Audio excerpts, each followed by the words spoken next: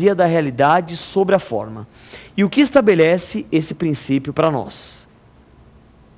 Pessoal, no confronto entre a verdade real e a verdade formal, ou seja, no confronto entre a realidade dos fatos e uma forma não correspondente a esta realidade, prevalece o entendimento, ou prevalecerá, o que aconteceu na prática, a verdade real. Por isso que o contrato de trabalho, ele é chamado de contrato realidade, porque o que importa para nós é o que acontece na realidade, na prática, e não uma forma que não se coaduna a esta realidade. De pessoa física ou natural, esses são os comentários. O segundo requisito é o requisito da pessoalidade. Pessoalidade, também chamada de infungibilidade ou intuito personae. E o que é isso? Todo empregado é contratado para prestar os serviços pessoalmente. A pessoalidade ela é muito importante porque, por exemplo, é o que diferencia o vínculo empregatício da terceirização lícita em atividade meio.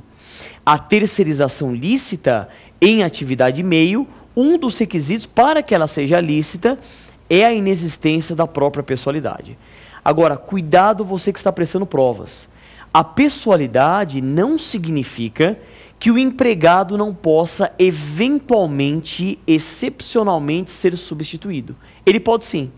Embora a gente tenha a pessoalidade na prestação de serviços, em situações excepcionais, o empregado poderá ser substituído por outro empregado com a anuência do empregador. E também, tome cuidado com o seguinte detalhe. Em regra, nós apenas temos a pessoalidade em relação à figura do empregado. Em relação à figura do empregador, não há pessoalidade. É isso que, por exemplo, fundamenta a associação trabalhista ou associação de empregadores. Qualquer alteração na propriedade ou na estrutura jurídica da empresa não afetará nem os direitos adquiridos e nem os contratos individuais de trabalho. É o que estabelece os artigos 10 e 448 da CLT. Pouco importa a figura do empregador. O empregado vincula-se ao empreendimento empresarial. Todavia, nós temos algumas situações em que também há pessoalidade em relação à figura do empregador. Em regra, somente nós teremos a pessoalidade em relação à figura do empregado, mas excepcionalmente a pessoalidade também presente em relação à figura do empregador. Por exemplo, no caso de vínculo empregatício doméstico. No caso de vínculo empregatício doméstico, nós temos a pessoalidade na figura do empregado e na figura do empregador. Legal? De pessoalidade é isto que você deve conhecer. Já o próximo requisito é o requisito da habitualidade ou da não eventualidade. Então nós temos a prestação de serviços como sendo habitual ou não eventual a não eventualidade. Ou seja, o empregado ele é contratado para prestar serviços habituais, inserindo-se nos fins normais da empresa. Também esse é um critério de diferenciação de atividade meio e atividade fim. Empregado é contratado, ele acaba sendo inserido nas atividades normais da empresa. Aqui nós temos uma importante questão atual e polêmica, que é a diferença entre diarista e empregada doméstica. Envolve justamente isso. A CLT, você que está acompanhando o nosso programa, e vai abrir o artigo 3º caput, lá nós encontramos a não eventualidade. Empregado é todo aquele que presta serviços de natureza não eventual ao empregador, sob a dependência deste e mediante salário. Então a CLT exige apenas a não eventualidade, que é sinônimo de habitualidade. Eu posso até ter um vínculo empregatício com a prestação de serviços em apenas uma vez por semana, pela expectativa de retorno lá do empregado ao local de prestação de serviços. Já a continuidade, tecnicamente falando, ela não se confunde com a mera habitualidade. A continuidade ela é exigida pelo artigo 1º da Lei 5859 de 72, que é a lei dos empregados domésticos. Quem é um empregado doméstico? É a pessoa física que presta serviços de natureza contínua e de finalidade não lucrativa à pessoa ou à família no âmbito residencial desta. Portanto, nos dias atuais, vem prevalecendo o entendimento e a posição moderna que a habitualidade não se confunde com a continuidade. E qual seria a diferença? A diferença é tênue, mas ela existe. A continuidade exige uma frequência maior do que a habitualidade.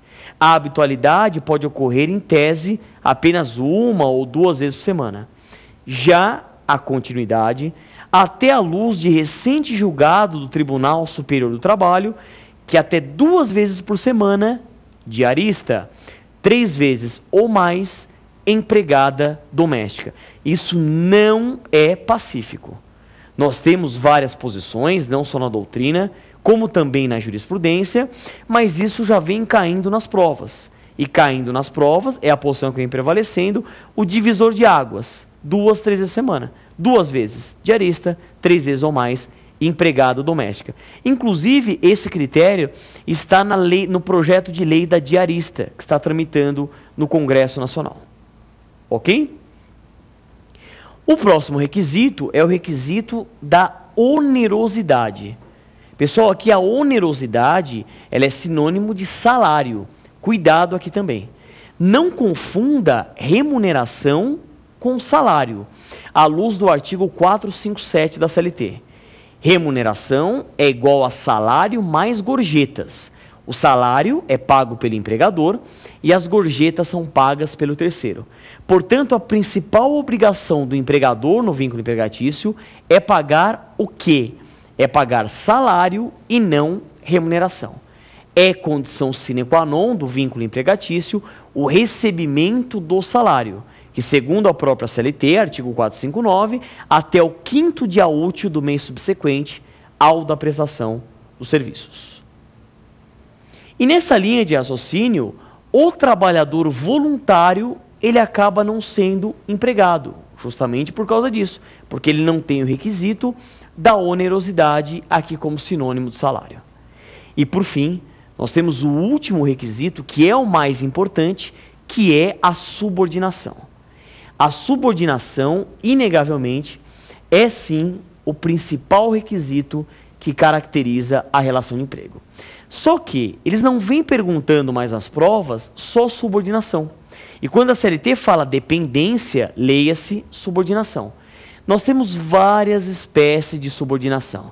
Subordinação econômica, subordinação técnica, subordinação social, subordinação jurídica e agora a nova subordinação integrativa previstas em especial em caso de terceirização. Então nós temos a subordinação estrutural integrativa, que é uma nova que vem surgindo em estudos novos que a gente vai abordar também aqui com vocês.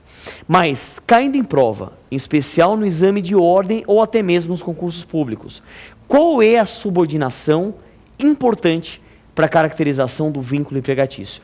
É a subordinação jurídica. Todo empregado, ele é subordinado juridicamente ao empregador. De um lado, nós temos o empregado, que é a parte mais fraca, chamada de hipossuficiente. De outro lado, nós temos o empregador, que goza do poder empregatício, que tem 4 faces: poder diretivo ou de direção, poder disciplinar, poder fiscalizatório e poder regulamentar. Por que não seria subordinação econômica, nem subordinação social, nem subordinação técnica? Veja, em regra, todo empregado é subordinado economicamente ao empregador. Inegavelmente, o empregado, em tese, tem menos poder econômico do que o seu patrão. Todavia, alguns empregados têm grande poder econômico e dessa forma não são subordinados economicamente, como, por exemplo, o atleta profissional de futebol. A questão da subordinação técnica, isso funcionava no passado, quando nós tínhamos o sistema fordista de produção. No sistema fordista de produção, o empregador conhecia toda a cadeia produtiva e o empregado conhecia apenas parte daquela cadeia produtiva.